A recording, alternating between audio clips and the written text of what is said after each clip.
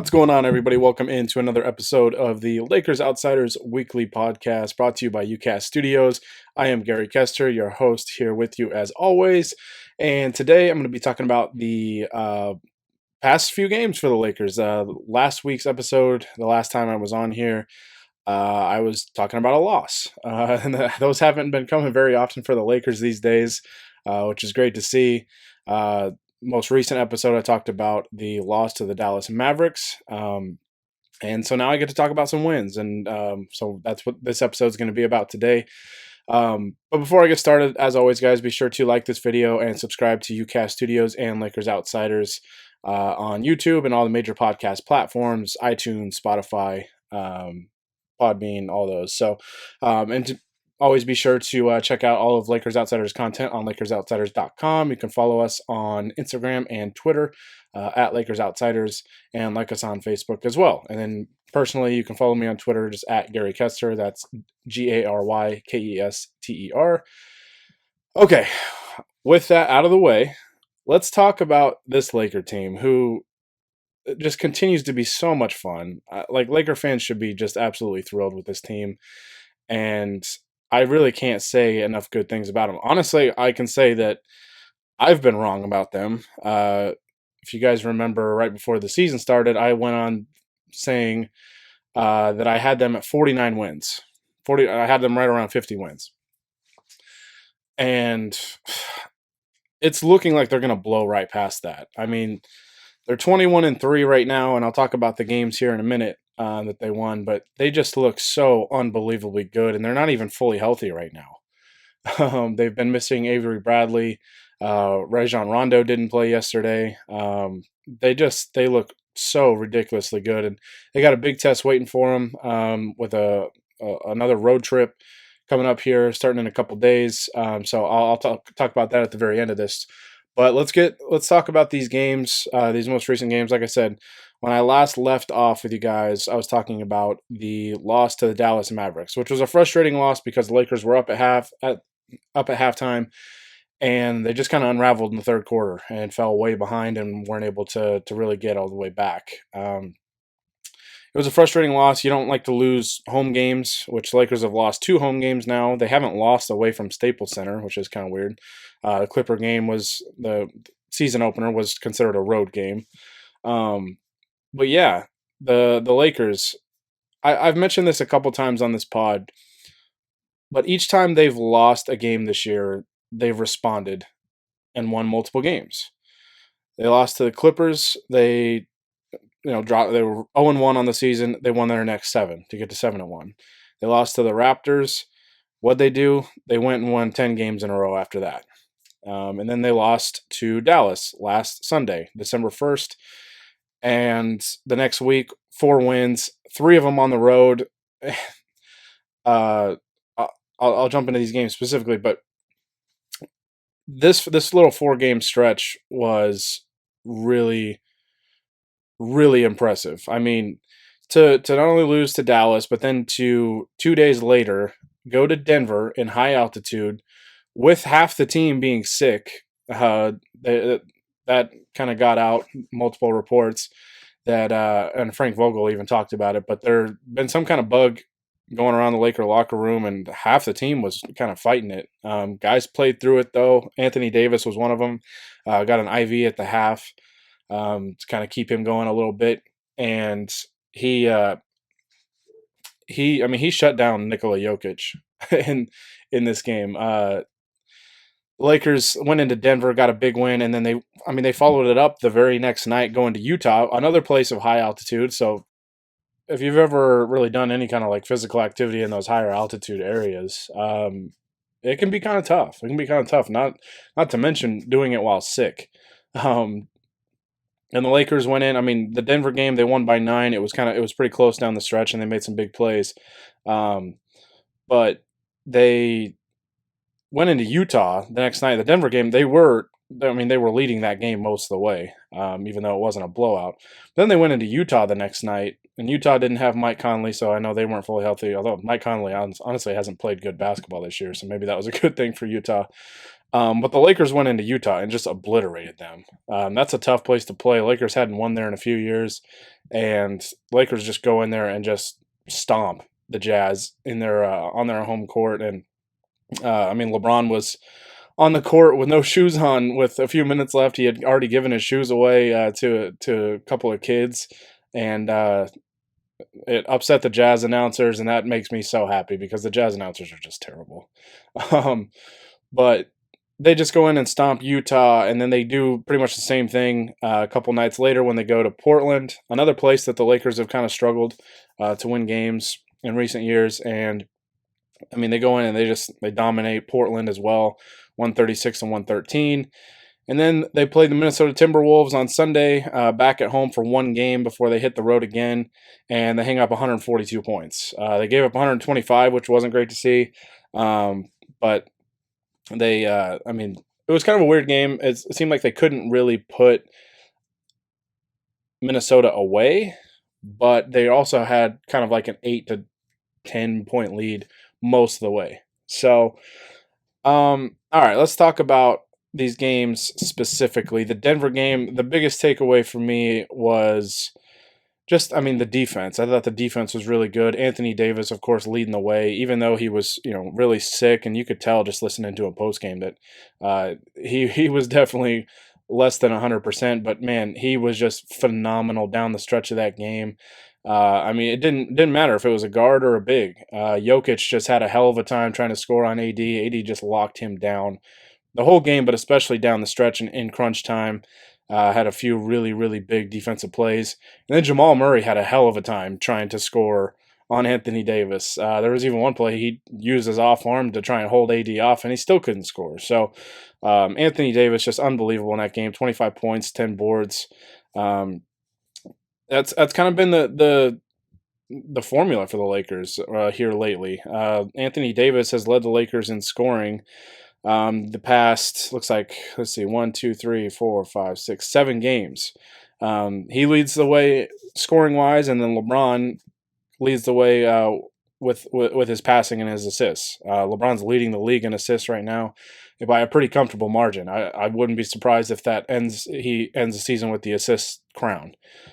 He's just been so good passing the ball, and him and Davis just work so well together. Like, I don't understand how people didn't think that allowing LeBron James and Anthony Davis to team together wasn't going to be just this unbelievable thing for the Lakers. I mean, I get it. There were definitely some question marks about the rest of the roster for the Lakers. But man, Frank Vogel's just done a phenomenal job, and just that duo. I mean, playing off of that duo, these other guys are stepping up and making the plays that they need to make. Guys understand their roles, and Frank Vogel and his coaching staff have just done a phenomenal job. The biggest thing for me, in terms of the coaching staff, was against Dallas. The Lakers really struggled on the glass. Dallas got a lot of offensive rebounds, got a lot of second chance points, and it really hurt the Lakers. And then the Lakers went up against Denver, who was one of the better rebounding teams in the league, and the Lakers dominated the glass. So you could tell that's kind of my thing. A sign of good coaching, I think, is a coaching staff that can not only, when you lose a game, diagnose the issue and then correct the issue and do it in the very next game. Like that is a sign of good coaching, and Frank Vogel and this staff have done a phenomenal job. But these last 4 games, I mean, the Denver game to me was huge because I was not gonna lie, I was a little concerned after the Dallas game because the December schedule is much tougher than the November schedule was. But so far, I mean, the Lakers are 4-1 in December, so they're off to a great start. And I know a lot of people, kind of got their kicks in after the Lakers lost to Dallas because everybody's been saying, "Oh, wait till the December schedule," and the Lakers started 0-1, so everybody got the whole, they finally played a good team and they lost. But guess what? They played a good team in Denver and won. Played a good team in Utah and won. Portland and Minnesota, I don't know if are really good teams. They're talented teams. I mean, Portland still has that two-headed monster in the backcourt, and CJ McCollum and Damian Lillard. Minnesota's been kind of up and down this year, but they have had some really good wins. And I mean, the Lakers, their last 3 games, I mean, they won by 25, then won by 23, and then won by 17. So they're dominant right now, absolutely dominant. They're 21-3. They're on pace for uh, possibly, I mean, like a historic season in terms of wins and losses. I don't know if they'll keep up this pace the whole year. I would think there's probably gonna be some slippage somewhere along the way, kind of here and there. And hopefully the team just can stay healthy. They should get Avery Bradley back. It looks like he was cleared for contact or for full contact, and it sounds like they're going to get him back on this upcoming road trip. So that's a very good sign. Um, but yeah, Utah. I mean, Anthony Davis is he's the perfect answer for a guy like Rudy Gobert. Rudy Gobert has just kind of terrorized the Lakers the last few years because they just didn't have anybody to really kind of neutralize him. He was always defending, guys around the basket, altering shots in the paint, making things very difficult. And then he'd be a killer on the offensive glass and clean up a lot of misses and things like that. You can't do that with Anthony Davis, man. AD, I mean, he's got the shooting ability to stretch the floor and pull a guy like Gobert away from the basket, which allows some looks inside. I mean, KCP was a beneficiary of that. There was just kind of a stretch there, I think, in the third quarter where KCP kept cutting back door and just kept getting layups. And having Anthony Davis, a stretch big out there that can pull a rim protector like Gobert away from the basket is what allows things like that to happen. And then on the other end, I mean, Anthony Davis defensively just makes life hell for Rudy Gobert, a guy that's a pretty limited offensive player. Is already going to have his struggles, but you put Anthony Davis on him and it's locked down. So and then I mean Davis against Portland and Minnesota especially was just phenomenal. I mean 39 points against Portland, and then Minnesota, what can you say? I mean 50 points. He joins there's only been three Laker players, I think they said, in the last decade that have scored 50 points, and it's been Kobe, LeBron, and Anthony Davis. So pretty elite company there for AD to join. And I mean, I had a feeling that he was just going to feast on Minnesota's front line because after Karl Anthony Towns, they just don't have a lot of big bodies. And Towns, I mean, had a hell of a time. Had a hell of a time dealing with AD. And I kind of had a feeling AD was going to feast in that game, and he did. He certainly didn't disappoint. And then, I mean, he held Karl Anthony Towns in check for the most part too. Towns has been having a really great year, but against the Lakers, Karl Anthony Towns had 19 points, and he had 8 assists, which is really good for Towns. But 19 points, 8 assists, and 4 rebounds. He was 7 of 16 from the field, 1 of 7 from 3. So, having Davis in the game along with JaVale McGee and Dwight Howard, I think kind of deterred Towns from wanting to try and attack inside because that's a lot of size, that's a lot of muscle to try and score over, score around, score through in the paint. And so that kind of took Towns away from his game a little bit. And really, I mean, the only reason that game was, I think, as close as it was because Minnesota was scoring a lot of points through the first 3 quarters of the game. They were just shooting the lights out from 3 for a while there. And then they kind of cooled off in the fourth quarter, and the Lakers really took over. But Anthony Davis was just unreal. I mean, it seemed like the easiest 50-point game I think I can remember watching. Like it just didn't seem like he had to work overly hard to get 50 points because he's just that good. He was 20 of 29 from the floor. He hit all 10 of his free throws. He had 50 points, 7 boards, 6 assists, 4 steals, and a block shot. Just unreal. I mean, and it totally overshadowed a great game by LeBron too, who had 32 points and 13 assists on 12 of 20 shooting and hit 6 out of his 8 threes. So you get 82 points combined from 2 players. I mean, it's you're probably not going to lose. And then Alex Caruso in the Minnesota game was really, really good too. I was really impressed with him. I know, for those of you that listen to this podcast weekly, you guys know I love me some Alex Caruso. But this was kind of an eye-opening performance for me. He had 16 points. He usually doesn't score that much, but I mean, 16 points, 4 assists, 2 steals, 4 rebounds. He was 6 of 11 from the field, 2 of 3 from the 3-point line.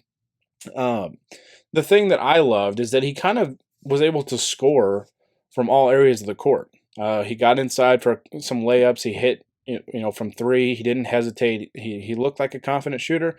But the big thing that we haven't really seen a whole lot from him was, I think there were one or two. I know there was one for sure. I can't remember if he had a second one or not. Um, but in a pick and roll, he pulled up from about 15 feet, knocked it down.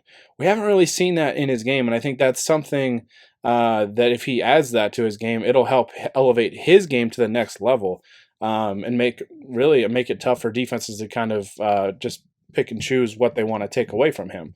Um, because that's kind of been the thing is that he usually shoots threes or tries to get inside for layups.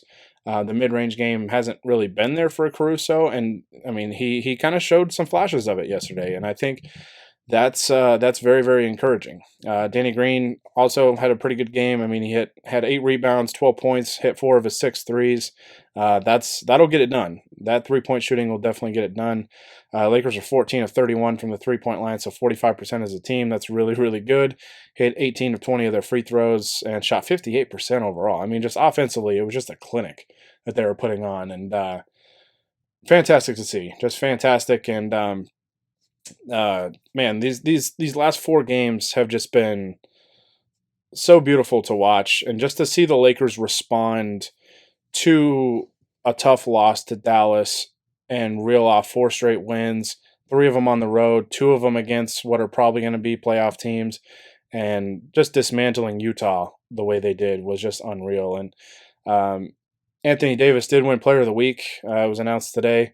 No surprise there. I mean, you look at the last, I don't know, let's see, 1, 2, 3, 4, 5, 6, 7 games. He's scored 41 points, 26, 27, 25, 26, 39, and 50 while playing elite defense. I mean, as long as AD doesn't get hurt and miss significant time, man, I think he's close to a lock to win Defensive Player of the Year.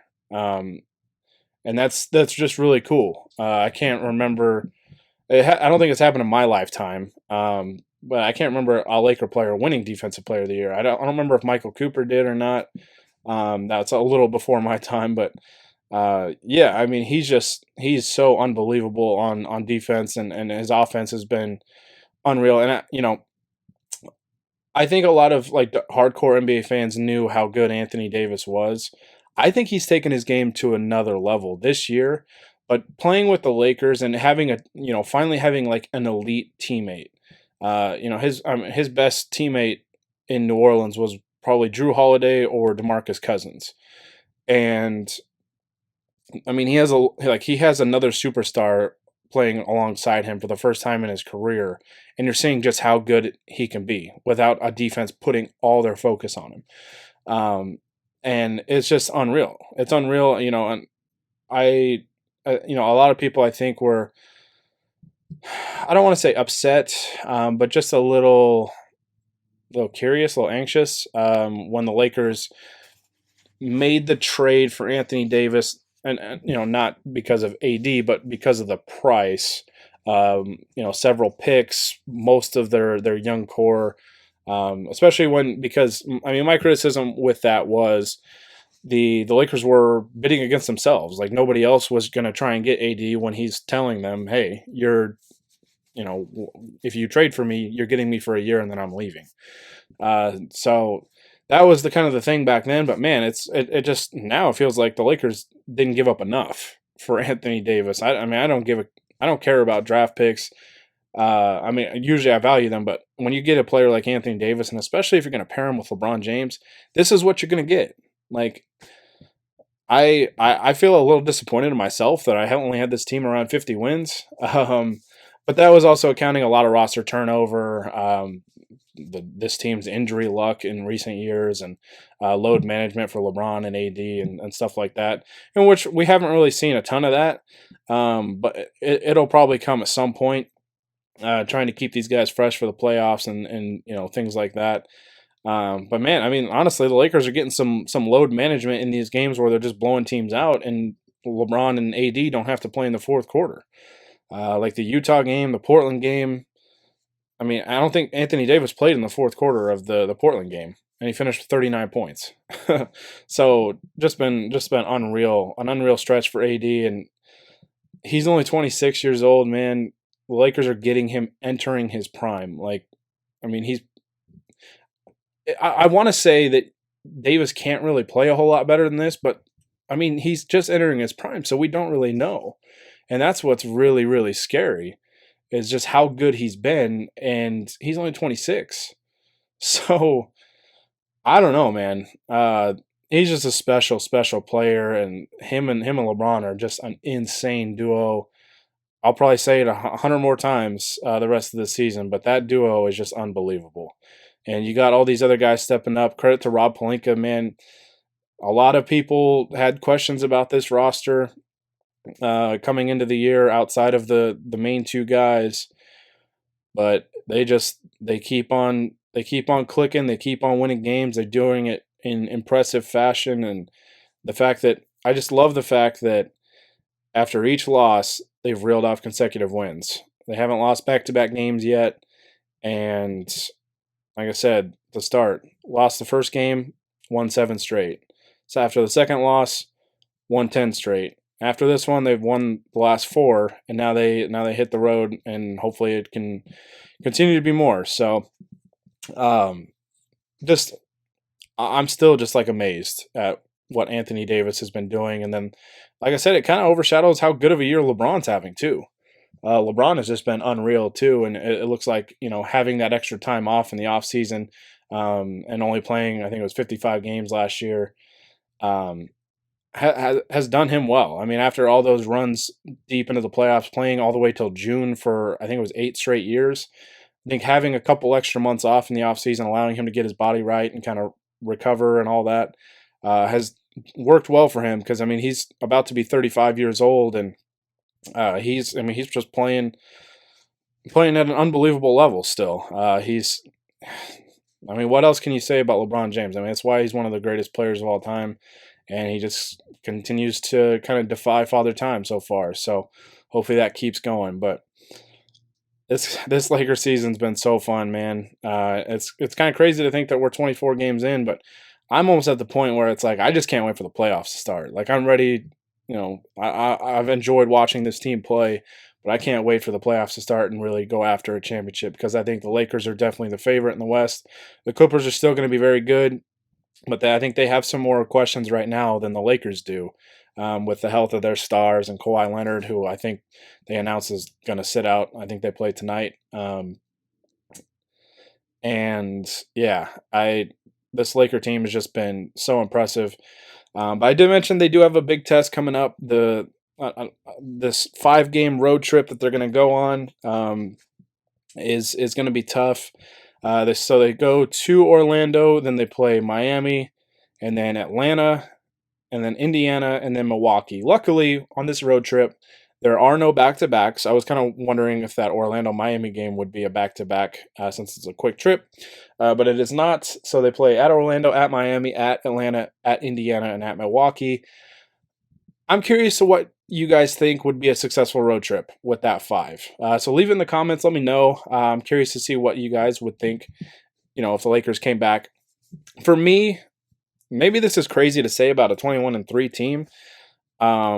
But for me, if they can win 3 out of those 5, I'll consider it a successful road trip.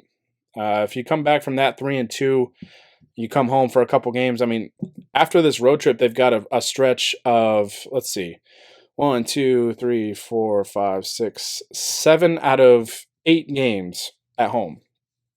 And that carries them all the way to January 7th.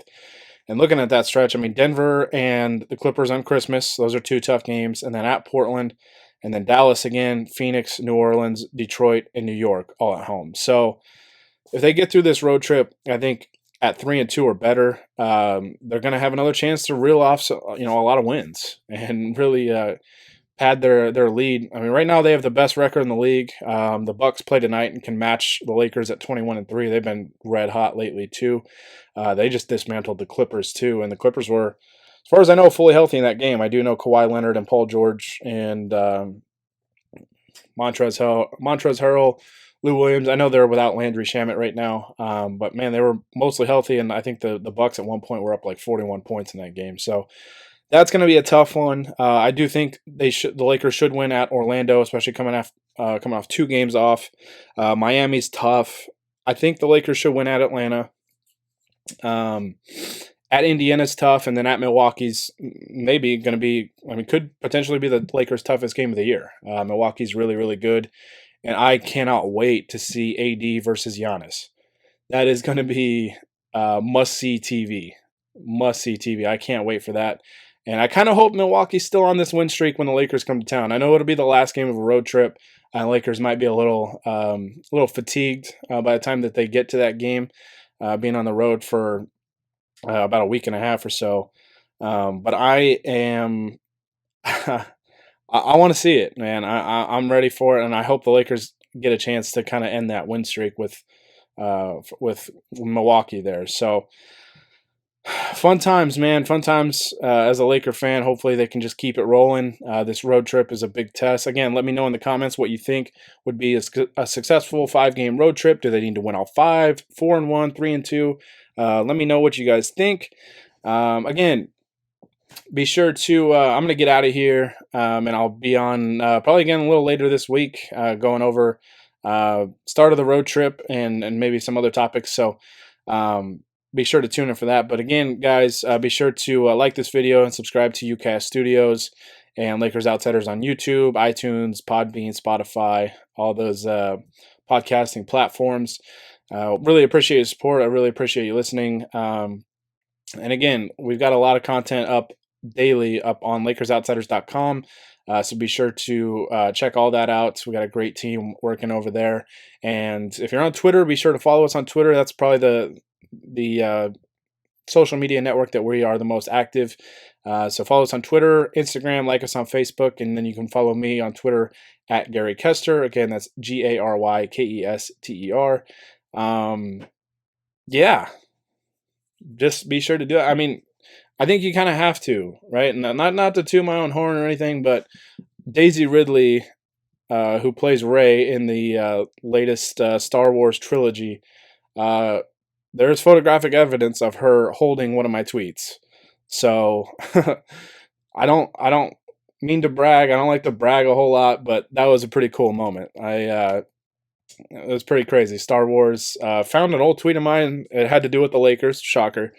But Daisy Ridley does have a Kobe jersey, and no wonder the force is strong with Rey. So be sure to you can check that out on Twitter, and you can just go to my Twitter account. It's up there. So yeah, man, it's been a crazy week. My semester at school is coming to an end, so I'll try to have a lot more content up for you guys. I'll probably record a lot more often here starting in a couple weeks when the semester's done. I'll have a lot more free time. So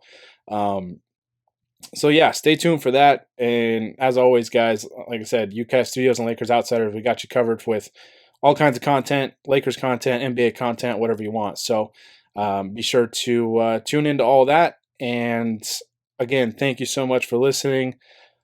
Fingers crossed on the Lakers keeping it rolling, and I can talk about some more wins coming up here in the near future. So we'll see. But until then, thanks again, guys. And with the Lakers Outsiders, this is Gary Kester signing off.